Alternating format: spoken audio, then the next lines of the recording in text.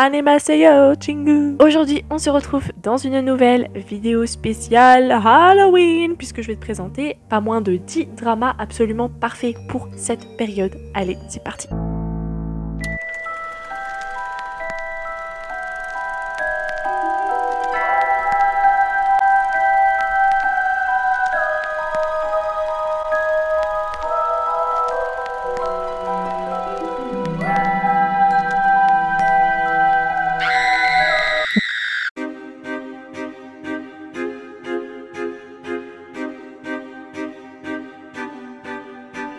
On commence avec Kingdom. Ça va aller vite parce que j'arrête pas de vous rebattre les oreilles avec Kingdom. J'adore ce drama et je vous mets d'ailleurs en barre d'infos ma vidéo complète qui en parle. Mais c'est un drama de zombies alors où on suit un prince qui va être obligé de fuir son palais et rechercher des preuves pour sauver son père qui est pris dans un gros complot infernal.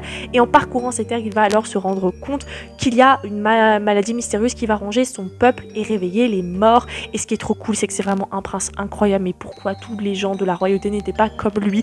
Il va créer des stratégies pour aider son peuple en fait et également sauver son père, protéger ses terres, mais vraiment il est là au contact du peuple. T'as l'impression que il est hautain parce que c'est un prince et tout, vraiment on change pas une équipe qui gagne, mais il a la volonté d'aider les gens, son peuple, et ça c'est incroyable.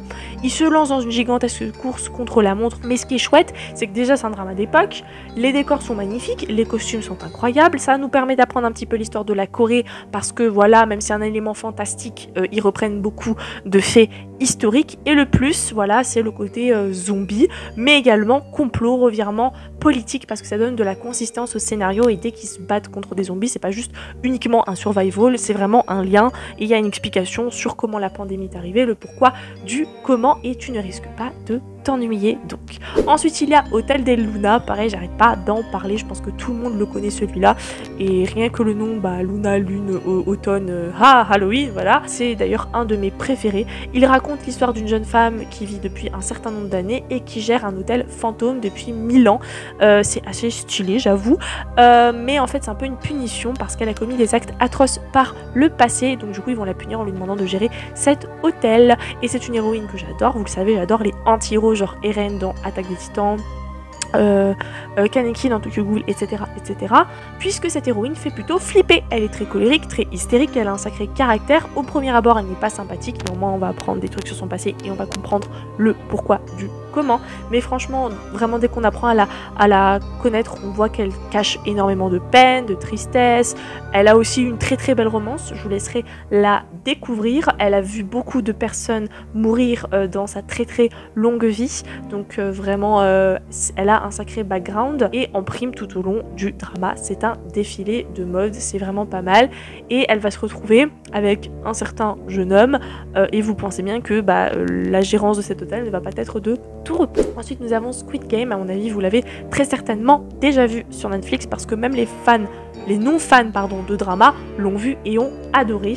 Au cas où c'est un homme qui est criblé de dettes qui va s'engager dans un jeu pour gagner de l'argent, sauf qu'en fait au moment où il se rend compte qu'à tout moment il peut y perdre la vie, il peut plus se désister. Donc c'est vraiment un survival à très grande échelle où dès le départ nous avons les réponses sur la fin de la saison, nous avons des traîtrises, des complots, en fait vraiment si vous êtes très très fins observateurs vous pouvez très vite deviner ce qui va se passer. Mais ce qui est cool c'est qu'on en apprend énormément sur la Corée du Sud parce qu'ils en fait chaque épreuve ils prennent un jeu que les enfants jouent en Corée du Sud, ce qui est hyper glauque, vraiment genre 1, 2, 3 soleil et compagnie, sauf qu'en fait à la fin il y a des gens qui meurent, voilà tout simplement, et il y a des personnages, des héros, des personnages qui reviennent assez récurrents, qui vont mourir tout au long du jeu, donc je vais pas vous spoiler. Personnellement j'ai adoré la série, alors j'ai pas eu non plus une hype énorme comme 99% des gens qui disent que c'est le meilleur drama de tous les temps, mais j'ai adoré. Et d'ailleurs ça fait un moment qu'on attend la saison 2, je pense qu'elle arrive d'ici 2024 sur Netflix, et je crois que le mec s'éteint les cheveux en rouge comme moi,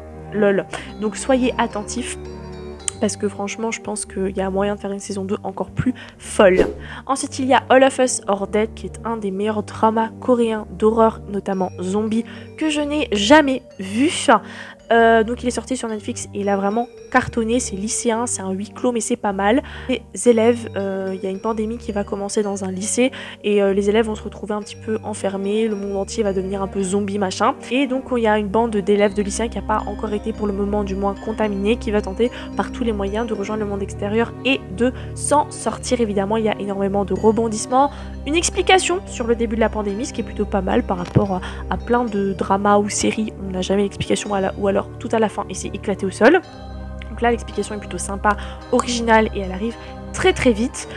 J'aime beaucoup les personnages, chacun a sa personnalité, chacun apporte son truc à l'histoire, il y a des gentils comme des méchants, il y a des ambivalents. Ça te montre les différentes réactions qu'on peut avoir en situation de crise, aider les gens, fuir, faire ceci, faire cela, des personnes qui au premier abord ont l'air éclatées au sol, qui vont avoir un instinct de survie hyper développé, des romances, le fait que quand tu es dans des situations critiques, tu réalises certaines choses que tu n'aurais jamais réalisées ou tu n'aurais jamais osé penser faire quand en fait toute ta vie allait bien, etc. Ensuite nous avons Demon Catcher.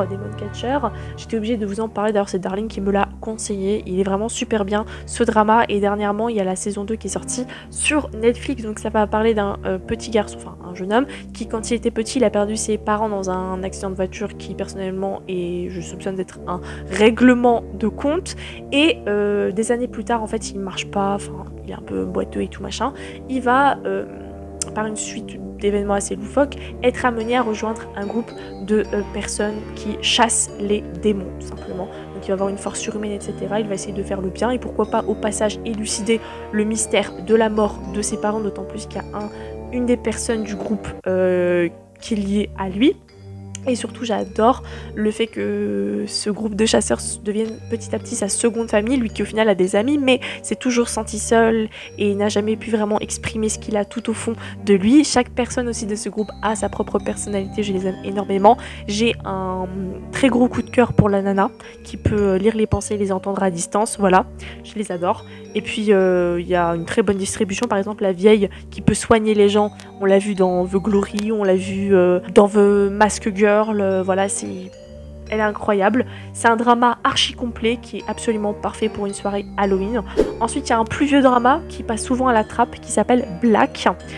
Donc c'est l'histoire d'une jeune femme qui a des capacités extraordinaires, elle peut prédire la mort d'une personne rien qu'en la regardant, donc c'est assez effrayant. Malheureusement c'est handicapant, tout le monde pourrait croire ouais c'est cool et tout dans ta vie machin, mais c'est assez handicapant parce que elle a pas une vie normale et elle a peur de s'attacher aux gens, les autres ont peur d'elle également. Elle fait beaucoup de peine, par exemple quand elle est chez elle toute seule et tout, elle est devant son téléviseur, elle mange, elle parle avec le mec de la télé, c'est te dire à quel point elle se sent seule. Très bouleversant, c'est un personnage qui malgré tous les problèmes qu'elle a, la peine qu'elle a, etc., a un cœur énorme et tout va on va dire basculer le jour où elle va rencontrer Black qui est une faucheuse. Alors en fait c'est une faucheuse qui va prendre l'apparence de quelqu'un qu'elle a véritablement connu parce qu'en fait il y a toute une histoire, un joyeux petit bordel où il doit retrouver son coursier qui s'est enfui, enfin bref. C'est un drama qui a beaucoup de rythme et qui a un gros fil rouge, donc une enquête tout au long des épisodes. Alors la fin je l'ai pas trop appréciée mais en fait comme je vous l'ai dit maintes et maintes fois, ce n'est pas que le résultat qui est important, c'est également le chemin et tout au long du drama et tous les épisodes étaient bien ficelés, le rythme et tout, etc. et ça va faire un peu frissonner pour Halloween. Ensuite il y a Happiness que j'ai terminé d'ailleurs tout récemment. C'est deux personnages qui vont se marier je crois pour obtenir un appartement dans une résidence un peu huppée, que leur vie en apparence parfaite va devenir un véritable cauchemar lorsqu'une mystérieuse épidémie transforme tout d'un coup les gens en zombies. Mais attention, particularité, parce que pour certains ça peut peut-être vous faire penser à Sweet Home et à Penthouse, mais particularité, et je vais pas trop vous spoiler mais juste vous mettre la puce à l'oreille parce que vraiment dinguerie, allez le voir, les zombies sont pas des zombies normaux, c'est vraiment des zombies très originaux. Ceux qui ont vu Happiness pourraient peut-être comprendre. Encore plus flippant, j'ai envie de vous dire, ce sont les êtres humains. Voilà, parce que nous le savons très bien que finalement les êtres humains ont tendance à dire que oh les monstres ce sont ceux qui ne ressemblent pas, les monstres et les machins et les ceci et les cela, mais parfois les êtres humains sont capables de faire de plus grosses dingueries horribles que les soi-disant monstres, hein, on est d'accord. J'ai déjà aimé le côté que ce soit pas des zombies comme d'habitude, le fait que ce soit les humains qui aient l'air beaucoup plus méchants que, voilà, bref, vous spoiler, vous avez compris.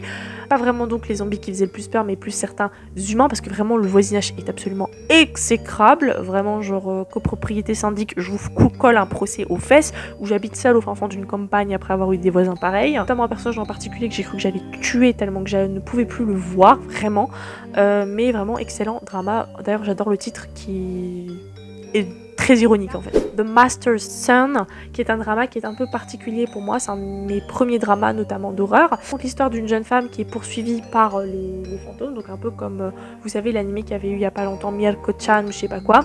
Donc elle est poursuivie par eux, donc comme ils ont capté qu'elle pouvait les voir, il la bully et tout. Sauf un jour elle va découvrir en fait notre héros qui est chef d'entreprise un petit peu froid, machin, distant, et un jour de manière totalement fortuite, elle va être amenée à se coller contre lui, et elle va se rendre compte un petit peu comme dans True Blood, parce que vous savez dans True Blood la fille entend les pensées et quand elle prend Bill le vampire, elle entend plus rien, donc elle est calme. Bah là pareil, quand elle va le toucher, elle va se rendre compte que toutes ses frayeurs, toutes ses peines, tous les fantômes qu'elle voyait, tout ce qu'elle pouvait voir qui n'était pas entre guillemets normal, et ben elle ne les voyait plus, que c'était le calme plat, donc forcément c'est son xuri, son médicament, donc elle va vouloir tout le temps être avec lui et tout, ce que lui au premier abord il veut pas trop d'elle parce que voilà il est trop collante machin, mais vous pensez bien qu'ils vont tomber amoureux sinon il n'y aurait pas de drama, et donc forcément il va tenter de l'aider. Personnellement à l'époque où je l'ai vu ce drama, j'étais totalement sous le charme, donc je vous le recommande assez fortement. Mon drama favori de tous les temps, pour l'instant il n'y a pas encore d'autres dramas qui l'est détrôné. J'ai pas arrêté de changer mon top de drama que je vous partagerai bientôt, mais celui-là est toujours resté à la première place. Si vous me connaissez depuis le début de ma chaîne, vous le savez certainement, c'est Gobelin. Voilà, Gobelin, avec Gongyo, l'homme de ma life, punaise, je l'aime tellement. Bref, alors j'ai l'impression quand même c'est un drama qui est assez sous-coté. Si vous n'avez pas commencé à regarder des dramas 10 ans en arrière, bah, peut-être que vous le connaissez pas nécessairement, et pourtant c'est sympa. Alors c'est pas vraiment horreur, mais c'est tellement fantastique, etc. Et puis il y a des liens avec la mort, machin, que ça peut vous faire frissonner d'émotions pour Halloween. C'est un homme qui est mort à la guerre dans le passé, guerre en mode époque, hein, pas guerre en mode Seconde Guerre mondiale. Il a été injustement tué et malheureusement, la malchance le frappe à nouveau puisqu'il devient immortel en tant que gobelin. Des années plus tard, il cherche la femme qui est censée pouvoir le délivrer, sauf qu'en fait, quand il va la rencontrer, il va tomber littéralement amoureux d'elle, mais un amour qui va le consumer. Bon, ils sont absolument magnifiques ensemble, l'histoire est absolument magnifique, évidemment vous le savez, j'adore ce qui fait mal au cœur, donc préparez également les mouchoirs. Les effets spéciaux sont de très belle qualité, le rythme n'est pas toujours synchro, mais l'alchimie, le côté romance, le côté fatalité, mais oh mon dieu, c'est incroyable, j'adore. Mais attention, il y a également la romance secondaire qui est très jolie, mais surtout la bromance, parce qu'excusez-moi, mais moi mon personnage préféré c'est la faucheuse qui traîne avec le gobelin, et toutes les 2 minutes ils se disputent. Pour moi c'est des frères, ils sont incroyables ensemble, ils s'aiment en fait, mais la petite famille qu'ils créent entre eux c'est beau malgré la fin, c'est il faut vraiment absolument le voir, c'est incroyable. Et pour terminer, dernier drama dont je vais vous parler, c'est Rouge Eclipse, qui est un drama très court, je crois 6 épisodes sur Netflix, et à la base c'était un manga en 3 tomes que j'ai lu et que j'adore, un de mes mangas préférés d'ailleurs. N'hésitez vraiment pas à voir ce drama japonais, il est vraiment bien. Donc ça nous parle d'une lycéenne épanouie qui a tout pour elle, elle est gentille, intelligente, tout le monde l'aime, bref. Le mec qu'elle kiffe vient de lui déclarer sa flamme, donc elle est trop heureuse, elle vit grave sa vie au top de sa vie. Et un jour, elle reçoit le coup de fil de quelqu'un. Ce quelqu'un, c'est une personne totalement son opposé. Elle est pas cool, elle est pas aimée, elle est grosse, elle est méchante, personne ne l'aime et tout machin. Et cette personne lui demande de regarder du toit et elle la voit. Et en fait, celle qui est pas trop aimée, qui est un peu bully, veut se suicider. Et en fait, à ce moment-là, il y a un blackout et quand elle se réveille, eh bien, la gentille jolie machin se retrouve dans le corps de la grosse méchante, etc. Sauf que en fait, ça lui plaît pas, hein, elle essaie de retrouver son corps et tout. Sauf qu'en fait, quand elle va voir son vrai corps, elle se rend compte que c'est la grosse qui se faisait bully et tout qui est dans son corps. Voilà. Sauf que elle est très contente d'être dedans puisqu'elle a la vie qu'elle a toujours rêvé d'avoir, belle, populaire, intelligente, le mec de ses rêves et tout. Et elle veut pas lâcher l'affaire. Et cette histoire est vraiment très très bien, surtout qu'en plus, vous pensez bien que forcément au bout d'un moment, il y a bien le mec de la fille en question qui va s'en rendre compte. Enfin bref, il y a un quatuor excellent.